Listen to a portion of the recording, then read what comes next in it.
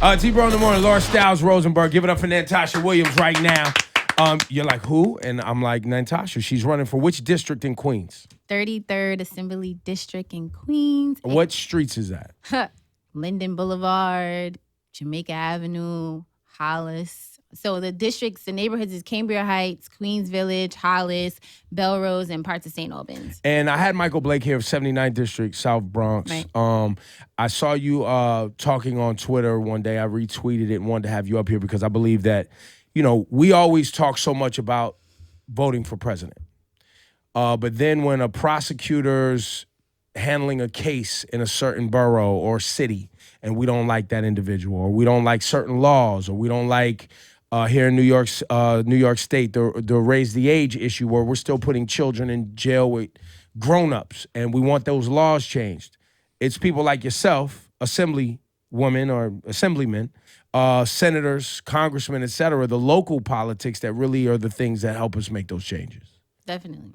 And so why would somebody vote for you? Because you've never held office. So what's the deal with you? Right. So I actually started off in the nonprofit world. Then I decided to go to grad school. At the same time, I reached out to former Assemblyman Kareem Kamara. He was the chair of the Black, Puerto Rican, Hispanic, and Asian Caucus, which is the caucus that Blake is now vice chair of. And I was like, hey, are you hiring? Just kind of get some money while I'm going to grad school. And he's like, yeah, I'm hiring. I'm chair of the caucus. And I'm like, cool. I wasn't really paying attention to politics like that. My mind was more like nonprofit advocacy. So I was just like, yeah, whatever, I'll take the job. So when I got there, I was like, wow, all this stuff that, advocating for in the social justice world and the criminal justice reform world, I'm like, yo, all this stuff happens in Albany. Like all the change that you want to see or that you could see can happen in Albany. And I was just so amazed and then very disappointed that most people don't know that and most people aren't involved in the conversation. They don't even know how to engage the system in that way. And so I kind of was like, wow, it's important for me to stay here because I kind of always maintain that external perspective, always maintain my external connection. Shout out to Justice League NYC. I'm a member of that, and definitely kind of always bringing them into the different conversations because a lot of people upstate in Albany aren't really attached to what's going on. They're kind of making these decisions. And I actually watched the interview with Mike Blake. And, you mentioned 60-year-olds in office making decisions. Like, that's real. Like, there's no term limits in the state legislature. So people are dying in these seats. And so they're making these decisions for younger generations. And so working for the state legislature, so I decided to stay. So I started off as communications director. I was legislative director. Then I ended as executive director. I graduated from grad school, wanted to move back to bring back a lot of things that I saw in Albany, definitely engaging the community, increasing public participation because it's so very important, especially locally. And then the woman who was in the office, Honorable Assemblywoman Barbara Clark, she passed away in the seat. So the seat is open. So since February, residents of the 33rd Assembly District haven't had a representative because she passed away in the seat in February. So, and what has that caused in that district now that there's not a representative? But short term, but nonetheless, I'm sure there's been some decisions and some progress people wanted. It hasn't been there for them. So interestingly enough, it hasn't caused anything because, as I'm going out and talking to people in the streets, some people don't even know who she is. Some people don't even know she died. And that's the type of situation you're faced with. People don't know who their local elected is. They don't know what's going on, let alone who they are, let alone, oh, Barbara Clark, yes, I know who she is. I'm like, yeah, she died. And that's actually my key talking points when I talk to people like, hey, my name is Nantasha Williams. I'm running for the 33rd Assembly District seat, the seat formerly held by Barbara Clark. She passed away in February. I have to say that every time because some people know, but the vast majority of people don't know. Did Barbara Clark still live in the neighborhood? Yes. So do you still have to live in the neighborhood to represent the neighborhood? Yes, you do have to be a member of the neighborhood and live in the neighborhood. And are you from that neighborhood? Yes, born and raised, Cambria Heights. Just Southeast Queens, period, is kind of where I'm from. So. And on a local level, I mean, I know we're working on the raise the age thing, but most of the, I guess for log jam with raise the age is because of districts in Long Island and districts in upstate New York that you still have grown men voting to put 16-year-old kids in jail, which is embarrassing. But we also have to attack those issues as well. So how does is what you're doing in is it 33rd district gonna have any impact on those things? Are you connecting those dots? Like, how are you helping that? So, like, that's one of the critical reasons why I actually wanted to run, because that's something that I didn't witness. There's not a lot of connecting the dots and really being strategic about what we're doing when we're talking about policies, especially those more progressive, and I use that word lightly, policies that would have a direct and improve the quality of life in our communities. And so, technically, the 33rd Assembly District, I'm only beholden to the people in those neighborhoods. However, I understand the importance to really push the needle in other ways and really use the influence. So for me, it's not about the title at all. Like, I'm only 28. I could be doing tons of other things. It's always me understanding how this influence of the position could really better and improve the lives and change our communities using that influence. Because yes, as a legislator, you are passing legislation, you are passing a budget, but just your sheer nature of being an assembly member or a senator or whatever position you are, you have influence. And I think a lot of times our elected officials don't use their influence to engage. And so that's one of the things. And the whole situation in Long Island has to do with public participation, getting out the vote to change a lot of these marginal districts to Democratic seats and not Republican seats, on top of a lot of gerrymandering that happened in Long Island, which is another story. And gerrymandering, for the audience, I'm sorry, is basically bullshitting.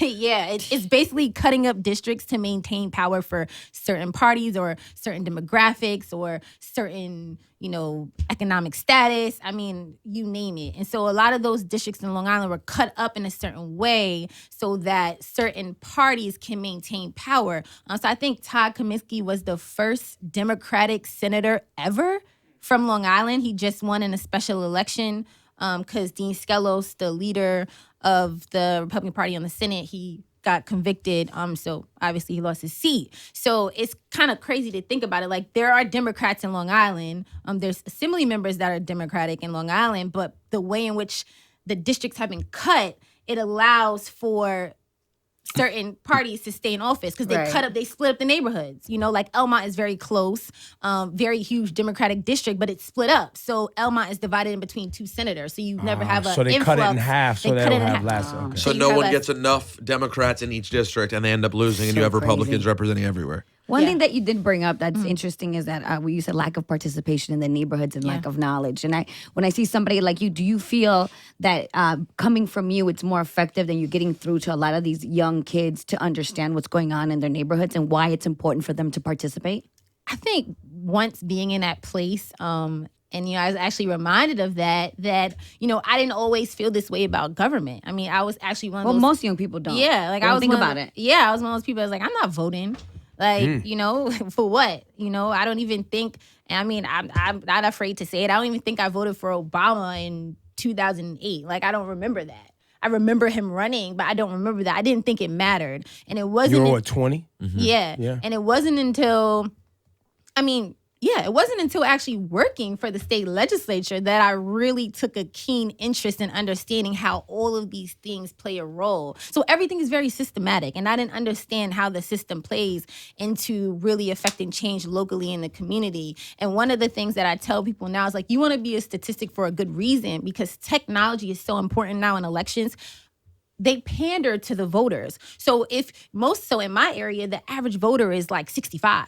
So naturally, the people that are running for office, they're going to cater to the 65-year-old issues and needs, not the 21, the millennial, the 18-year-old. They're not pandering to those needs simply because they aren't on the voter roll. Like, they don't see that this is a significant population of people that are voting for them. So they're going to pander to the people that are keeping them in office. And so all this plays a role when you talk about who we're electing and what's actually happening. I think that people saying they don't want to vote or the whole system's rigged is one of the best excuses for laziness I've ever heard in my life. Like 9 times out of 10, it's an excuse for laziness. Well, because it doesn't cost you money to vote. But it costs people time, right? They just don't feel like it. How much time? Please. Really? They make it not so long. convenient now. It's always in your neighborhood within 3 blocks of where you But live. I'm saying when people try to tell you they have this whole agenda of like, I'm sorry, I just don't believe in the system. Well, it's like, meet people like you. And, obviously people need to learn what your policies are, and you'll develop as time goes on and into the politician that you are and will eventually become. But like, you see people get into it because they actually want to do something. And actually, one of the reasons politicians end up getting as corrupted as they do is because there are so many people who are checked out. So as a result, like you said, you end up No pandering to, accountability. yeah, and there's no accountability, and they end up pandering to just certain sort of people that are actually the ones that pay attention because young people don't seem to care. What could you tell, like, young people in specifically being an assembly person? What could you tell someone in your district you could impact in their lives? So in my district, there's actually no place for youth to go. And that's something I definitely want to impact, provide program and initiatives for youth to go somewhere constructive outside of school or make school buildings accessible. So a lot of times in this whole community school model, a lot of times the school buildings aren't accessible. They lock them up. They lock them up. Yeah. So after school, especially that middle school population, which is a very delicate population because they can go left or right, that's the population that's most left out of the conversation. That's that raise the age, juvenile justice population where, Was that 12 to like 15, 16, and then 16, you're like, all right. And so that's one of the things for me, I find that I really want to improve on that. And that's something that I feel I could do as an assembly member. When you bring up raise the age, and we've heard about this a bunch now, and you're talking about young people who are convicted serving with adults. Are you Not always. Sometimes it's literally I'm waiting for a trial. I'm 16 and they put me in Rikers. Right. with just regardless? You're saying, and this may be a nonviolent crime. Yes. Yes, that's what happened with the Khalif Broward case too. Right, And by the way, on Rikers, you could sit there waiting for a trial For months. for a year For years. Oh, and be 16 with grown ass men. criminals. Who like did really bad real stuff. criminals. Right. And we live in New York State. There's only 2 states in the country that do this. two. New York and North Carolina. Carolina. It's actually embarrassing. It is. I mean, and actually, I worked with the Assemblyman Kareem Kamara. I was one of the, as a staffer role, they're kind of overlooked, but they're the ones that's keeping the ball moving. And former Assemblyman Kareem Kamara was the first person to really make it a hot issue in the recent years, about 3 years ago, because people weren't talking about it. It's been introduced, actually, Assemblywoman Barbara Clark, whose seat I'm running for. She was one of the first people 10, 15 years ago that put forth legislation on this, but people weren't talking about it. So it's really just become a hot topic over the last 3 years, and it's rather embarrassing that nothing has happened on any type of level. I know they spoke about removing them out of the facilities, but that's not the same thing when they're actually being prosecuted as an adult. I mean, it's two things too. It's the prosecution and it's also where they're placed. Right. in I know the de facility. Blasio, Right. I read an article, de Blasio is using a building to get some of the teenagers off of Rikers. There's another facility they're trying to get them over to, but it's going to take Allegedly, yeah, I don't know. 2 or 3 years or something like that to get that done. I think there's another layer to this too, as when you grow up in a low income neighborhood, the mischief that you get into could really change your life forever versus if you grow up in the suburbs. Yeah, very true. And I don't, while we could talk about, the economic disparity in neighborhoods. We could talk about all that. I see myself as I get older just being passionate about 16, 17, 18-year-olds and those mischievous decisions they make just being young and dumb, right? Something simple, selling a bag of weed or, jumping a turnstile, getting a ticket, and not being responsible enough to go handle the warrant Just and then filing having a warrant and then summons getting arrested and then it turning into like that series of things.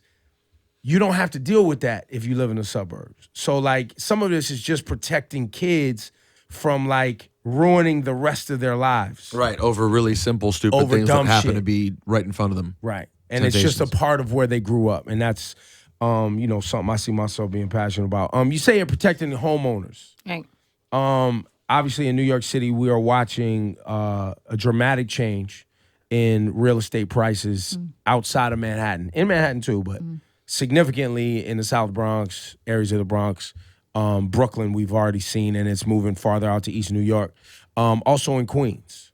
And so what is your talk about what you're trying to do with protecting people that own homes and protecting people, and their ability to afford to live in the homes where they're in the neighborhoods they grew up? Right. So 33rd Assembly District has one of the highest rates of homeowners in New York City, but it also has one of the highest rates of foreclosures. A lot of the predatory lending hit the community really hard, so people were unable to pay for their mortgages or unable to maintain their property taxes, because this is also working families. So these people aren't filthy rich, but they're also not dirt poor. And so they kind of fall into that middle class, squeezed out population where they don't really necessarily receive the services that they need. So I want to make sure that they're able to receive the services that they need, whether it be assistance with their mortgage or whether it be assistance with property taxes or maintenance. House maintenance is very expensive. I know I met a lady a few weeks ago. She said the DEP put a lien, sent her a letter that said if she doesn't fix the pipe across the street from her house, they were going to put a lien on her house. And she's like, well, I'm a breast cancer survivor.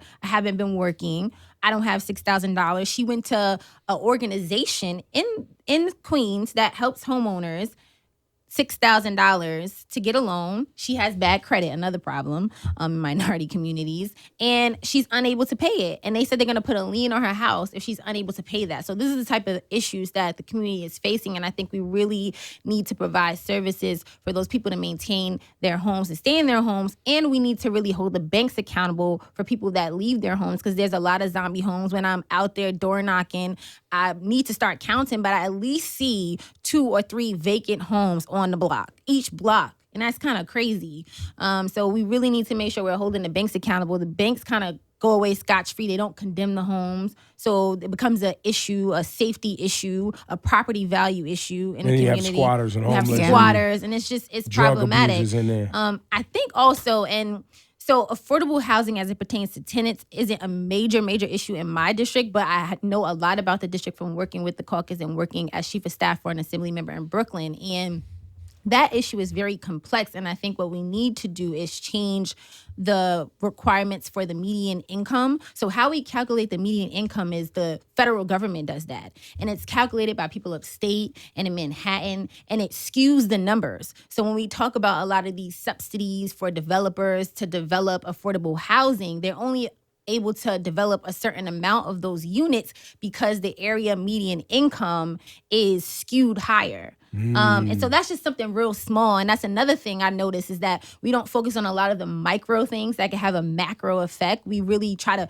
do the huge things, like the sexy things, but we don't look at like statistically or systematically what we could do to make change. And so that's just one opinion I have, and one solution that could possibly help to develop more affordable housing units is that we really change the area median income to be localized. Like the people in Brooklyn don't make, and in Crown Heights and, Bed-Stuy and, they may not make the same amount as someone in Upper East Side. And so that's, to me, some of the things we can do. But that Upper East Side is bundled into the area median income, drives the number way up. Drives the number way up. And upstate, Rockland County's in the numbers. And it's weird because actually upstate, a congresswoman a few years ago passed legislation federally. And so Rockland, there's counties upstate that they are not a part of that system. Specifically, they passed legislation specifically so that they're not a part of that number. So, that's just one solution that I would have on the affordable housing issue, because it's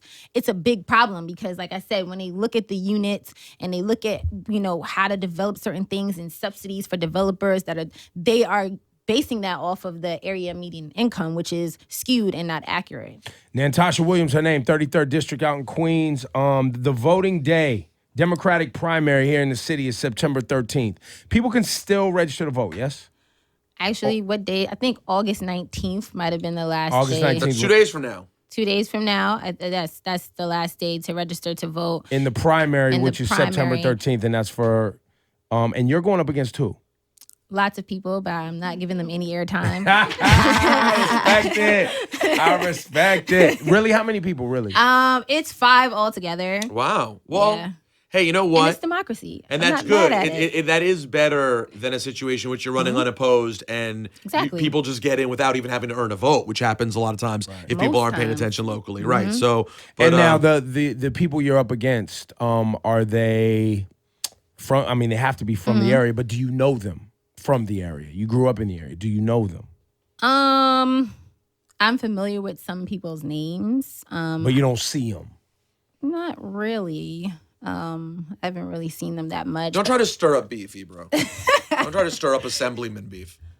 No, but I mean, I'm familiar with names. You know, one of the people Find out ran some a names ran and a see who's few coming for you real ran a quick. few times, and so that name is constant. But you know, Do any of them have bars? Can they rhyme? nah, I'm probably the closest person Wow. to rhyming. Oh, so you got bars for them? No. I'm saying, but I would probably be the closest. Because I The know most somebody like- in your corner got bars. She could write you something amazing right now. You ready? I'm playing. Nantasha Williams, it was a pleasure meeting you. Yes. Look for her over there, 33rd District over in Queens. The voting day for the primary, September My 13th. website. What's And the her- website? Go ahead. WilliamsForAssembly.com. Yes, you can donate. I need all those dollars. Yes. Yes, that's very important. It's really sad in our democracy how what makes you viable is the amount of money you have. But What? of course, you need that yeah, help. you Wait, need the help. explain that to me. Well, having money enables you to buy things. Well, no, I get that concept and, you know, Right. supporting your staff and your team Yeah, and yeah. everything you're doing. But were you saying that it makes you more viable even to the voter? No, so the thing is, the average voter doesn't know what's going on. So you're paying to educate them, and that costs money. And so, I mean, as you can see, most people, there's statistics about like most people, especially federally, they're like rich. Like most people that are in office have money because it costs money to run for office. And that's another problem and another issue we have, which I can talk a long time about that because there's different initiatives and they're trying to do like public financing of campaigns to give people an opportunity that otherwise wouldn't have the opportunity to run for office because it's really hard. You have to raise money. You have to buy literature. You have to do mailings. You have to pay for staff. You have to pay for an office. Travel, Everything. outfits, Outfits. hair, Yeah. makeup. www.williamsforassembly.com to donate. Nice close.